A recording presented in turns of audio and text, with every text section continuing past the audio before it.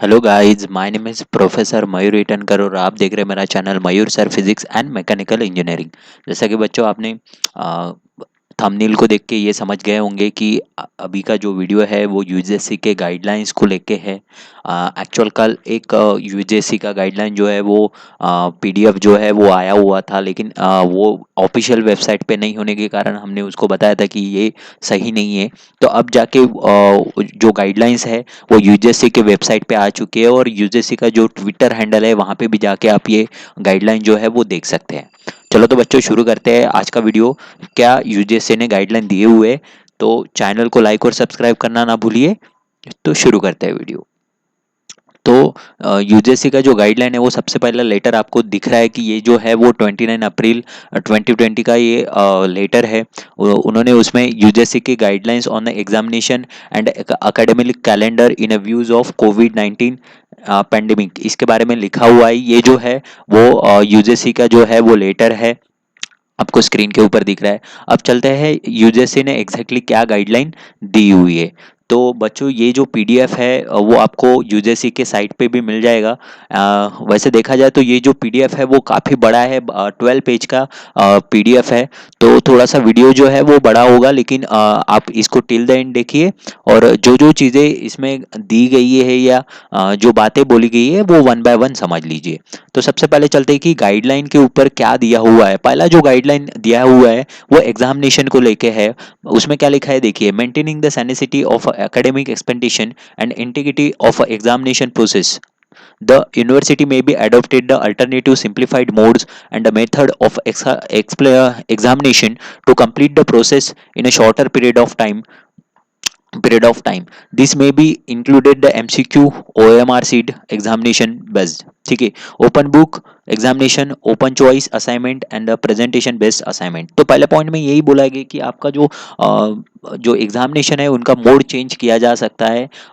मतलब जैसे पहले थ्योरी एग्जाम होता था तो एमसीक्यू एग्जाम या ओएमआर बेस्ड एग्जाम हो सकता है, ओपन बुक एग्जाम भी हो सकता है, उसके बारे में लिखा गया है। सेकंड पॉइंट की अगर मैं बात करता हूँ तो उसमें ये लिखा गया है कि आपका जो यूनिवर्सिटी का जो एग्जाम है वो इनोवेटिव मोड में लाया जा सकता है। जैसे पहले 3 आवर्स का पेपर होता था, तो अभी 2 आवर्स में उसको किया जा सकता है, लेकिन उसमें आपको क्वालिटी कॉम्प्रोमाइज नहीं करनी है। ऐसा यूनिवर्सिटी को उन्होंने बोला है कि क्वालिटी आपको कॉम्प्रोमाइज नहीं करनी है, ठीक है।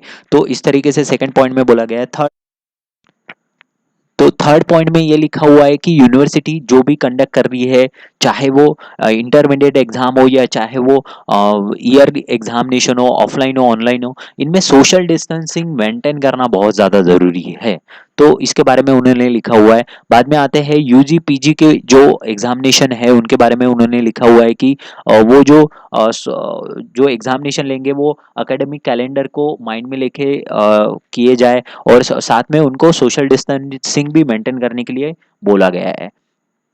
उसके बाद अगर मैं फिफ्थ पॉइंट पे जाता हूँ तो फिफ्थ पॉइंट जो है वो काफ़ी बड़ा है, मैं इन शॉर्ट उसको समझा के बताता हूँ कि अगर आपका इंटरमीडिएट एग्जाम जो है वो अगर नहीं हो पाता है, क्योंकि कहीं कहीं बहुत ज़्यादा जो कोविड 19 के है वो पेशेंट होने के कारण ऐसे कुछ स्टेट है, जैसे अगर मैं बात करता हूँ महाराष्ट्र की या फिर गुजरात की, तो यहाँ पे बहुत ज़्यादा पेशेंट होने की वजह से अगर एग्जामिनेशन नहीं लिया जाता है तो फिर ये सिचुएशन में जो स्टूडेंट है उनको किस तरीके से प्रमोट किया जाए, तो उसके बारे में लिखा हुआ है कि उनको सोशल डिस्टेंसिंग के मद्देनजर रखते हुए, क्योंकि सोशल डिस्टेंसिंग मेंटेन नहीं किया जा सकता है ड्यूरिंग द एग्जामिनेशन, तो उनको जो 50% मार्क है वो इंटरनल एग्जामिनेशन लेके दिए जाए, इंटरनल एग्जाम के भरोसे दिए जाए।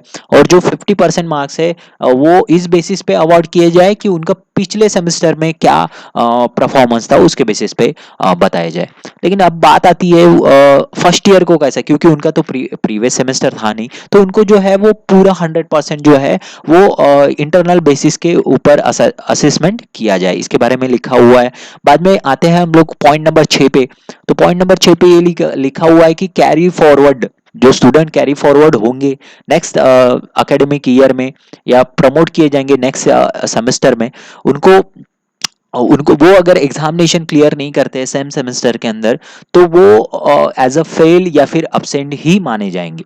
ठीक है। तो इस तरीके से 6 का फर्स्ट पॉइंट में लिखा है। 6 के सेकंड पॉइंट में ये लिखा है कि अगर आपके ग्रेड अगर अच्छे नहीं आते तो आपको ग्रेड इंप्रूव करने के लिए और एक चांस दिया जाएगा करंट सेमेस्टर के अंदर ही, ठीक है, या फिर सप्लीमेंट्री एग्जामिनेशन के थ्रू आप उसका उनका जो है वो ग्रेड इंप्रूव कर सकते हैं, ठीक है। तो इस बारे में लिखा हुआ है।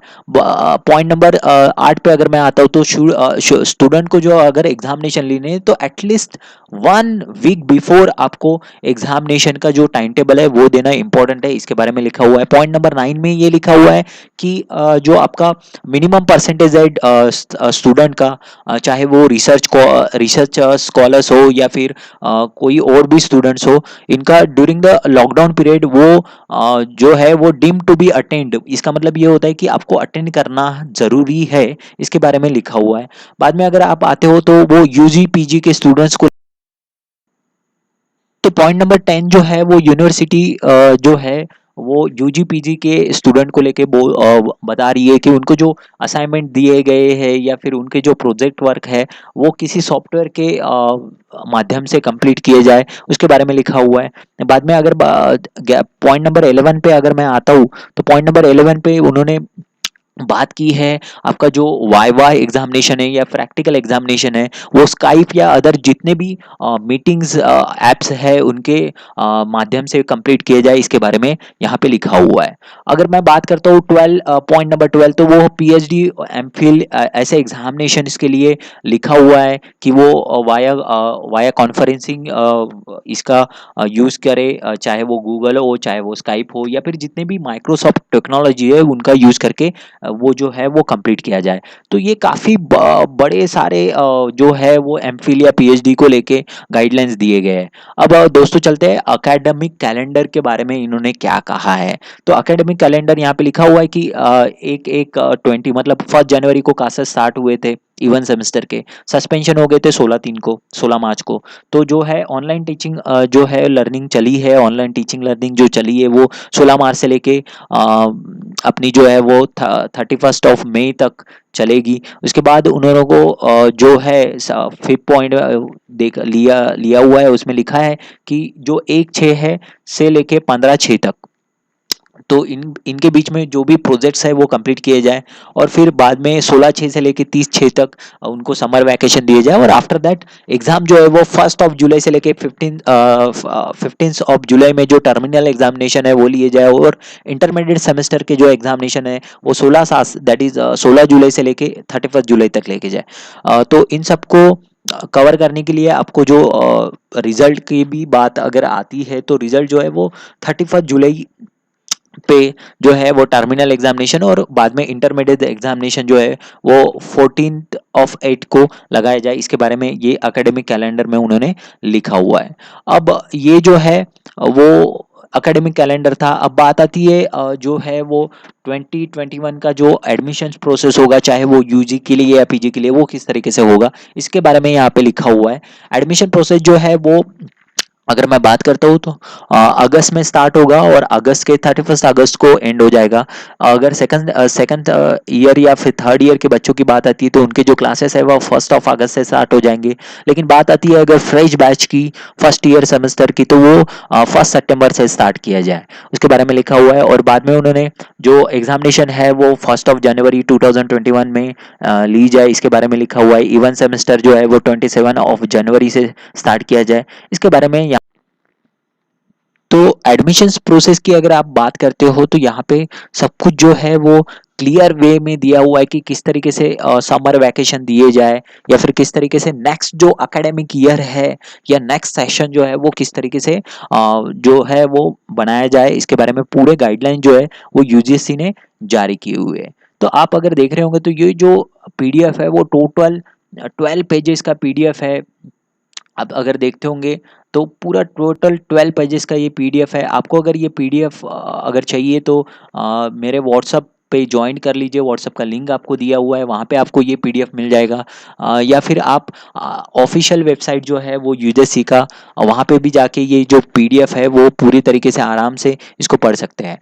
तो मैंने ये जो पीडीएफ है दैट इज यूजीसी के जो guidelines on the examination and academic calendar है वो बिल्कुल शॉर्ट में आपको बच्चों समझा के बताइए। तो आपको अगर पसंद आए होंगे तो लाइक और सब्सक्राइब करना ना भूलिए चैनल को, क्योंकि इसी चैनल के अंदर आपको एकदम करेक्ट जो है वो इन्फॉर्मेशन मिलेगी और ऑथेंटिक इन्फॉर्मेशन मिलेगी इसी चैनल के ऊपर।